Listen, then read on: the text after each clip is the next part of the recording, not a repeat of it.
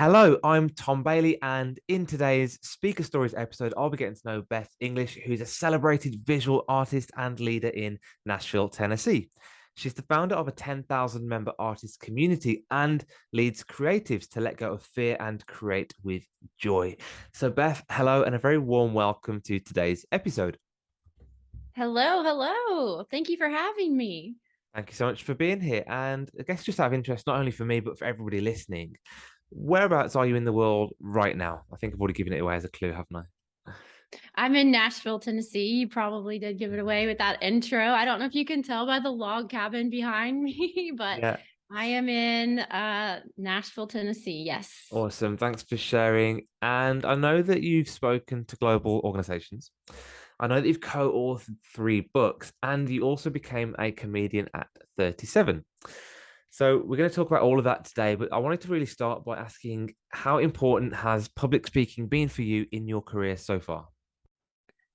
Public speaking is my entire life. Mhm. So it's 100% important to what I'm doing right now. And it's something that I felt deep down that I needed to do. Yeah. So I immediately started learning about the industry and how Hmm. to get involved and doing everything that it took because I knew I had a message to share. And that was the most important thing.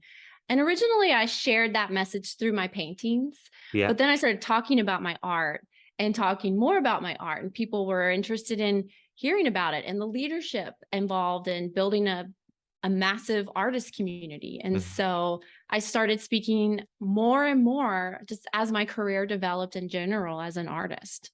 I love that. Was Hmm. was there a particular turning point when you thought, I'm going to become a speaker? Like, what was there? Was there a moment, or was it a quite gradual progress, like you just said? There was a moment. Hmm. There definitely was. See, I had been leading a community of artists for about 10 years, is how Yeah. long I've been doing that. I was hosting events for them every single month, and I was Hmm. speaking in front of the group. And I just realized that this felt like I was operating in my gifts Yeah. in the most like hit me in the face kind of way. Like, this is what you need to be doing. So I think during one of those meetings, I was inspired to really take it more seriously I because love the that. way it felt, the way it made me feel. Yeah, I love that. Perfect. And we'll come back to that point in just a moment. But let's go back to the very beginning. What was your Okay. earliest memory of having to stand up and deliver a presentation, and how did it go? Well, I have to say, I think I was born presenting because Good. as soon as I would take a bite of food at the dinner table, I would stand up and be like, watch me. And I would do a dance or sing a Yeah. song or say something funny. So Hmm. I was always trying to entertain people for sure. And it always went really well. I love being on stage, but I have to say, getting up and sharing vulnerable stories that are true for yourself, your life, that is when I really needed more help because Yeah. that was like next level. Yeah. So even somebody who is quite comfortable in the spotlight, I guess it's that vulnerability, that exposure, which is where you needed to really work with somebody. Okay, so that's interesting. Mhm. So when you think of, let's go back to that moment, I guess, when so you're already able to speak, you could obviously speak and stand in front of your events, but you decided to go after this and take it seriously and become a speaker. Mhm. What kind of advice, what do you know now that you'd wished you'd known back then? What advice would you give to Beth in that moment?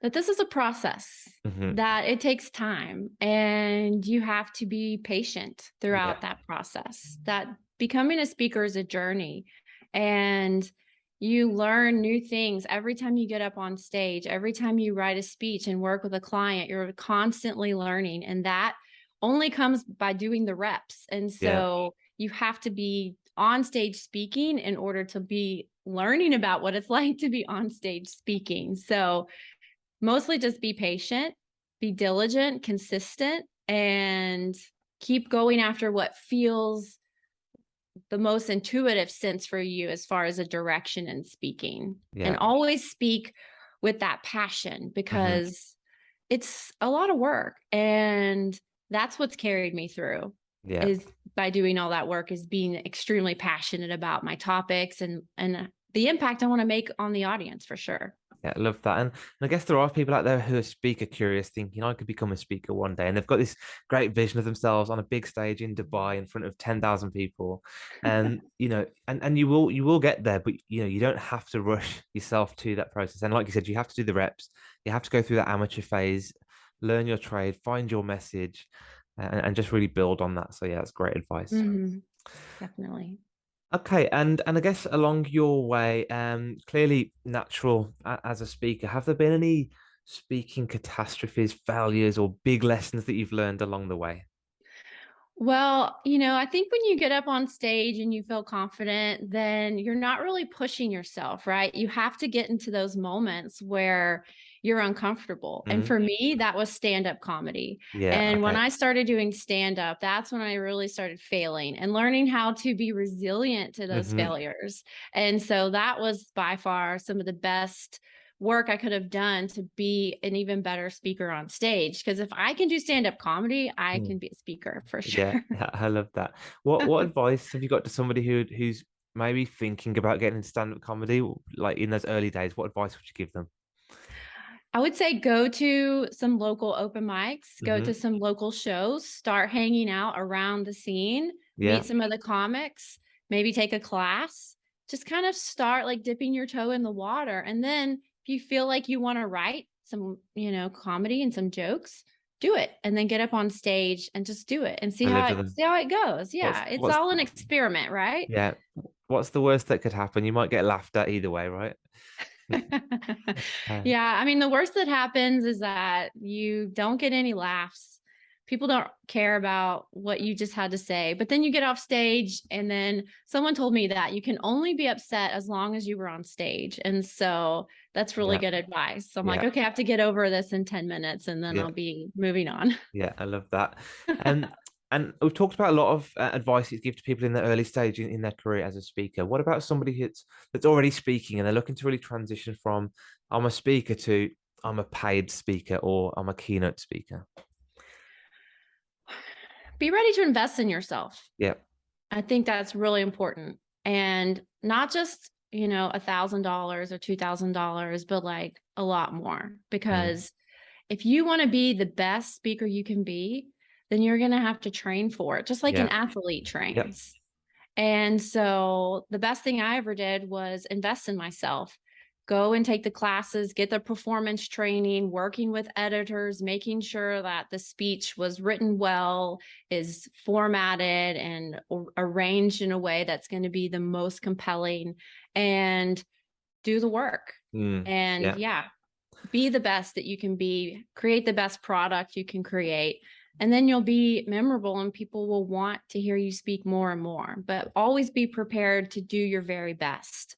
Yeah, I love that. And when you mention about getting an editor to make sure that your talk, your presentation is best it can be, is that kind of like a signature talk that you deliver time and time again in front of different audiences? Is that something that you have and would recommend to somebody to create? Definitely. Yeah. Yeah. Because if you have a signature talk, it's going to be really dialed in. You're Hmm. going to give a really great performance. If you're creating a brand new talk every single time, then it's probably not as polished Yeah. as it needs to be. And so having a signature talk is definitely an important piece of the business for sure. Perfect. Great advice. Thank you. So I want to talk about the fairly recently topical event, the global pandemic that we went through that pretty much wiped out the speaking industry. Um, Mhm. how did you personally cope or transition during that early phase of the pandemic? Well, at first I was in shock and I just kind of sat with it for a Mhm. minute. Like, Yeah. what am I going to do next? Yeah. I did do some virtual speaking Hmm. and I developed a coaching program as well. And Nice. I did some more online coaching. But then after things started opening up again, I just wanted to get back out there at in Yeah. person events. And so I started networking and felt like I had to start building everything from the beginning again. Mm. So it's, you build momentum and then the pandemic, we lost a lot of momentum and now it's starting up again. So I just made sure I was ready Yeah. for when events started coming back this year. And Yeah. so I've already given, some live in-person keynotes this, year at events that Hmm. where the event planners are. Yeah. This business is crazy, you know, like we went from 0 to nothing in a minute. Yeah. And so there's a lot of uncertainty on how we're going to move forward. But Mhm. I believe with the combination of in-person and virtual speaking, I think is going to be the norm Yeah. from here on out. Yeah, and I'm really interested to watch how the space of the hybrid events keep working. Do we have half a virtual audience, half in the room? Does that work? Should we just not do that? Like, it's just trying to figure out how that hybrid world works as well, because I think it will continue to develop over the next few years. So, go on, you got a point on that one. Yeah, I was gonna say, you know, because I have a great video of one of my speeches, Mhm. and I think that if you can license that content out and share it in that different format, then you're not having to go back and forth between Yeah. an online audience and an in-person audience. I feel like that's kind of hectic, and you Mhm. split your focus as far as the audience experience, and you're Yeah. not truly giving either one like the Yeah. best possible Agreed. experience. And so if you create an amazing video and then license that out, or, you know, have it available for attendees to watch, I think, because we stream everything anyway. So Mm. why wouldn't we do Yeah. that with speeches? Yeah, and unless you can interact with the speaker from home, there's almost no point being live. If you're at home anyway, you can watch the video, like you said. Yeah, Right. great point. And so I just want to just finally just thank you so much for sharing all that advice. And I guess my last question for you today is, if somebody wants to book you as a speaker or find out more about you or join one of your online courses, where's the best place for them to do that? Probably LinkedIn. It's where Yeah. I'm like the most professional. But if you Mhm. want to check me out, having fun, doing more personal life things on Instagram and Right. Facebook, I Mhm. am at Beth English. That's BETHINGLISH, all Mhm. over every social platform. I'm very easy to find online. My website's bethenglish.com. So just give me a call, send me an email. I love talking to event planners and making an experience for audiences that is truly transformational. Yeah, love that. And you mentioned the word experience. That's a great point to end on. Thanks for sharing that. So, thank you so much again for sharing all of your value and advice today. I'll put all of those show notes into the links, or even the links into the show notes. People can click on them and they can find out more about you. And again, just want to just appreciate you and thank you for being here today with us. Thank you so much. I loved the conversation that we had. And I hope that for those of you watching are feeling really inspired about becoming a speaker. If you have questions, reach out. I'd love to connect with you.